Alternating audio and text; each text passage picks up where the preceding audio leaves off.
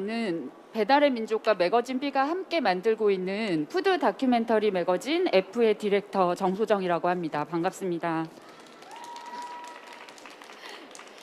안녕하세요. 프리치에서 일하고 있는 김병기라고 합니다. 반갑습니다. 저희 F의 이번 호가 커피였어요. 근데 이 커피 출장에 특별 게스트 에디터로 저희가 프리츠 커피의 김병기 대표님하고 함께 노리득 지역으로 출장을 다녀왔는데요. 그 부분에 대한 이야기를 좀 나눠보려고 이 자리를 마련했습니다. 네. 대표님 아까 먼저 인사를 해주셔가지고. 아, 그러게요. 네, 원래 대본상 제가 이맘때쯤 인사를 해야 되는데 제가 먼저 인사를 해버렸네요. 그 매거진 F는 여러분들 잘 아시는지 모르겠지만 그러니까 매호 한 개의 식재료를 선정을 해서 그 식재료가 산지부터 우리 식탁까지 오르는 그 여정을 다루는 일을 계속 진행을 해오고 있어요. 그 이번 호는 커피였고요. 그러니까 지금 저희 출장지가 북유럽의 커피의 도시라고 불리는 코펜하겐하고 스톡홀름이었거든요. 그 F 취재에 참여해 보시니까 어떠셨는지 소감 먼저 부탁드릴게요. 네, 예전에 뭐 관련해서 몇 번 뭐 이야기를 나눈 적은 있는데 취재에 본격적으로 제가 참여해 본 건 사실 처음이거든요. 근데 사실 좀 놀랐어요. 어떤 제가 점에서?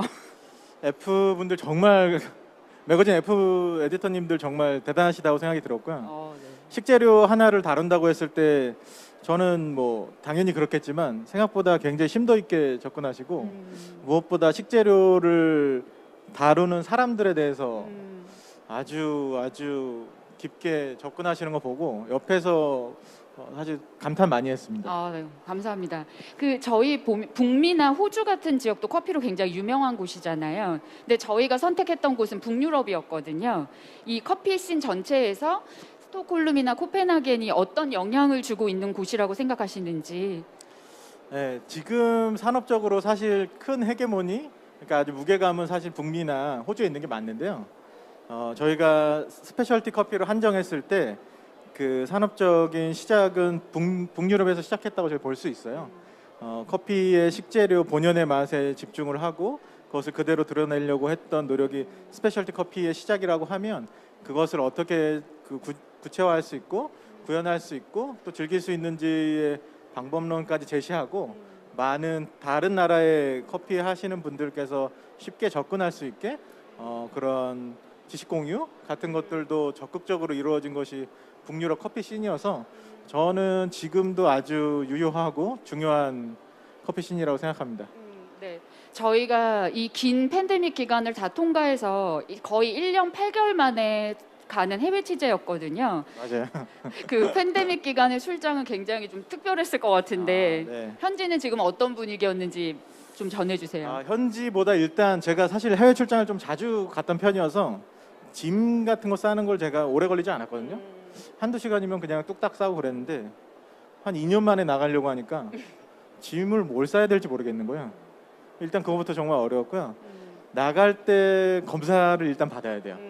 PCR 검사, 그러니까 72시간 내에 내가 코로나 검사를 받았고 음성 판정을 받았다는 영문 확인서 준비해서 나가야 되고요.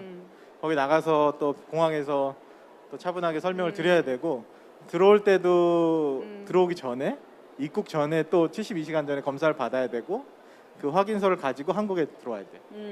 그게 끝이 아닙니다. 그 들어온 다음에 보건소에서 한 번 더 바로 검사를 하고 일주일 후에 또 검사를 해요. 근데 막상 거기 도착하고 나니까 거기 분들은 이제 거의 위드 코로나 시대에 접어드셨거든요. 그래갖고 거의 이제 마스크 프리예요. 마스크를 안 쓰고 다니세요. 그래서 제가 출장 첫날 호텔에서 나올 때 마스크를 쓰고 나왔는데 다들 되게 이상하게 쳐다보시더라고요. 그래갖고 저도 마스크를 벗고 다녔는데 하루는 그 덴마크에서 한국인 바리스타분 정진 바리스타님이라고 계시는데 그분이 저녁에 초대를 해주셨어요. 맥주집에. 맥주집에 갔는데 거의 무슨 옥토버 페스티벌이더라고요. 사람들 뭐 너무 활기차고 코로나 이전 때보다 더 엄청 즐기시고 있는 것 같아요. 한국도 그렇게 될 수 있지 않을까? 언제쯤? 네. 모르겠어요. 지금 뭐 그렇게 얼른 그렇게 됐으면 좋겠습니다. 네. 거기는 완전 일상으로 돌아갔더라고요. 이 코펜하겐이나 아니면 스톡홀름이나 둘 다 그 스페셜티 커피씬이 되게 중요한 카페나 로스터가 존재하는 곳들이잖아요. 어떤 곳들을 방문하셨고 어떤 분들을 만나셨는지. 네, 이번에 제가 한번 세본 적이 있어요. 이제 출장 다녀와서 카페 뭐 지점수로만 몇 군데 정도 갔는지 체크해 보니까 12군데를 다녀왔더라고요. 네. 그리고 뭐 댁에서 커피 내려 드시는 분 거 커피 매니아까지 하면 13군데를 저희가 다녀왔는데 그 중에서 물론 산업적으로 아주 중요한 친구들이 있었어요. 예를 들면 덴마크의 커피 컬렉티브라든지 네. 스웨덴의 코피라는 커피 로스터는 사실 만들어진 지 10년이 훌쩍 넘었거든요. 한 15년 정도 됐는데 이 친구들이 생존을 했다는 것뿐만 아니라 스페셜티 커피 산업 초창기부터 저희에게 알려준 것들이 진짜 많아요. 뭐 예를 들면 커피 로스팅하는 방법이라든지 커피 추출하는 방법 아니면 허스피탈리티 손님하고 맞이할 때 그런 것들 너무 많은 것들을 알려줬던 곳들이 아직 생존해 있고 그리고 아주 튼튼하게 자리하고 있어서 이번에 너무너무 반가웠습니다. 그러면 그 노르딕 커피 저희 책에서도 많이 그 특징에 대한 것 중에 다루는 내용 중에 라이트 로스팅에 대한 이야기가 되게 많아요. 근데 여기 뭐 오시는 분들은 전부 커피의 어떤 준 전문가라서 그 라이팅 로스팅 커피가 어떤 맛을 내는지 잘 아실지 모르겠지만 혹시 일반 분들은 그 노르딕 커피의 특징에 대한 부분을 잘 와닿지 않을 수도 있을 것 같거든요. 대표님께서 이 노르딕 커피의 라이팅 로스팅이 가진 커피는 어떤 맛을 내는지를 좀 설명을 해주시면 좋을 것 같습니다. 기본적으로 커피는 약하게 볶으면 산미가 좀 강하고 그 무게감은 좀 약한 편이고요. 강하게 볶으면 무게감은 강한 대신에 산미는 거의 없고 쓴맛이 나올 가능성이 높은 형태인데요. 노르딕 커피는 라이트 로스팅이라고 해서 굉장히 커피를 약하게 볶아요. 그래서 조금 부드럽고 가벼운 산미 위주로 즐기는 커피인데요. 기본적으로 그분들이 커피를 즐기시는 문화적 베이스를 아시면 조금 도움이 될 것 같은데 1인당 그러니까 뭐 전체 커피 소비량 말고 1인당 커피 소비량이 그 노르딕 5개 나라가 탑 6 안에 5개 나라가 다 들어있어요. 그러니까 1인당 커피 소비량이 어마어마한 곳입니다. 예를 들어서 덴마크나 스웨덴, 덴마크나 노르웨이 같은 경우에 하루에 한 너댓 잔씩. 그리고 제가 알기로는 덴마크인가 노르웨이인가는 법적으로 커피 마시는 시간이 정해져 있어요. 네. 하루에 노동자분들에게 20분 정도의 커피 타임이 따로 주어져 있다. 피카 타임이라고 네, 부르죠. 있어요. 네네네. 그래서 법에서도 커피를 마시라고 도와주고 있는 곳이라서 네. 워낙 커피를 많이 마시는 곳이에요. 네. 그래서 커피의 맛도 중요하지만 커피 농도도 되게 중요해요. 커피 농도가 좀 부드러운 편이고 하루에 너댓 잔을 마셔도 좀 부담스럽지 않은 그런 농도로 많이 즐기시죠. 그래서 우리가 차 같다고 표현할 때는 사실은 그 농도에 훨씬 가까워요. 보통 우리가 아메리카노의 농도를 떠올리실 때보다 훨씬 더 좀 적게. 제가 요번에 첫 번째 방문했던 게 스웨덴의 커피인데 거기 그 친구가 첫 번째 커피를 내려주면서 뭐 커피 하는 사람들이니까 수치로 이야기 많이 하거든요. 네네. 뭐 지금 재봤는데 1.3일인데 내가 평상시 마시는 것보다 좀 많이 높은 것 같아 라고 표현하는 거 보면 그거보다 훨씬 더 부드럽게 커피를 즐기는 것 같아요. 그래서 커피를 좀 부드럽게 아무래도 우리가 차에서 느껴지는 농도 같은 농도감을 틸라이크라고 많이 표현하는 것 같습니다. 그러면 저희 지금 노르딕 커피씬의 가장 큰 화두는 지속 가능성이고 이건 전 세계적인 이슈에서도 거의 일맥상통하는 부분인 것 같아요. 그럼 지금의 스페셜티 커피씬에 어디쯤 와 있다고 보시는지? 지속 가능성은 다른 표현으로 하면 생존 가능성이라고 저는 생각하고요. 지금 산업적으로 지속 가능하게 하자보다는 사실은 어떻게 하면 우리가 생존할 수 있는가가 훨씬 더 큰 화두인 것 같고 지금 카페쇼에서도 이제 월드커피 리더스 포럼을 하면 한 5년 정도 전부터 환경에 대한 친환경 이슈에 대해서 큰 형태로 논의를 하고 있어요.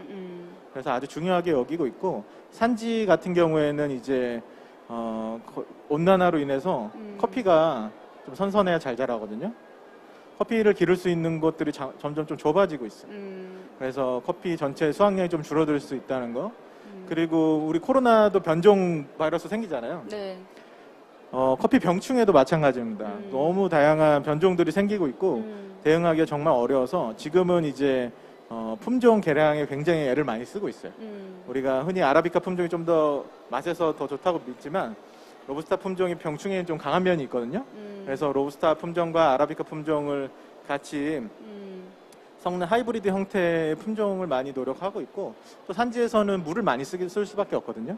그 물을 재활용할 수 있는 방법들도 정말 노력을 많이 하고 있고, 네네. 산지뿐만 아니라 소비지에서도 많이 노력하고 계세요.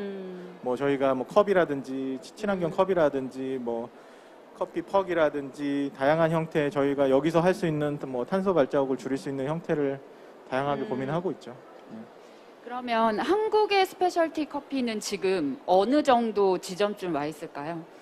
저는 한국 카페쇼 이런 그 서울 카페쇼의 위상과 비슷하다고 생각하는데 굉장히 전 세계적으로 많이 주목받고 있습니다.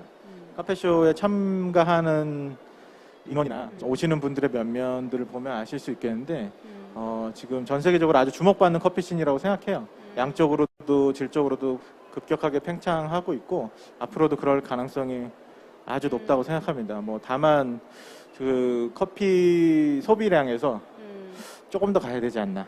커피 소비량이요? 아, 네. 아까 네. 제가 말씀드렸지만 네. 북유럽 분들 하루에 너댓 잔씩 드시거든요. 저희도 이제 그 정도까지 가야 되지 않나. 아니, 한국의 네. 카페가 이렇게 많은데. 카페 수에 비한 네. 걸맞는 커피 소비량을 저희가 1인당 소비량을 만들어야 되지 않을까. 아. 네네네. 그러면 저희 마지막으로 이 북유럽 투어를 다녀오시면서 거기에 카페 혹은 뭐 커피에서 대표님이 얻은 영감을 저희에게 좀 공유해 주실 수 있으신가요? 일단 아까 말씀드린 대로 그때 제가 처음 커피 씬에 들어오고 많이 배웠던 선생님 같은 회사들이 아직 생존해 있다는 거 너무나 저한테는 의미 있었고 그분들이 해 나가시는 모습을 보면서 아 우리도 잘 해 나가고 있구나라는 또 인사이트를 하나 좀 얻을 수 있었고요. 무엇보다 아까 말씀드린 대로 네. 좀 더 드셔야 되지 않을까. 아, 저희가? 네, 네. 네, 소비자분들 좀 더 네. 맛있게 드실 수 있게 네. 어떤 형태로 노력을 해야 하루에 너댓 잔씩 드시려나. 네. 지금 한국 분들 아마 두 잔? 평균 하루에 2잔은 드시지 두 잔 않을까요? 정도 드시는 네. 걸로 알고 있는데 네. 좀 부족하다. 네, 네. 2배에서 2배 반 정도 가야 세계적인 수준에 오를 수 있다. 네, 그래서 조금 더 북유럽 노르딕 커피 씬처럼 네. 다양한 커피 좀 더 매력적인 커피들 많이 선보여서 네. 많이들 드실 수 있게 알겠습니다. 했으면 좋겠습니다. 네. 그 노르딕 커피 투어에 대한 매거진 F랑 프리츠 커피 김병기 대표님하고의 토크는 지금 이 정도에서 마무리하려고 하는데요. 혹시 질문이 있으신 분 계실까요?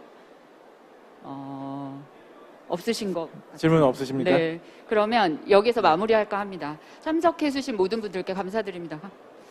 감사합니다. 감사합니다. 와주셔서 감사해요.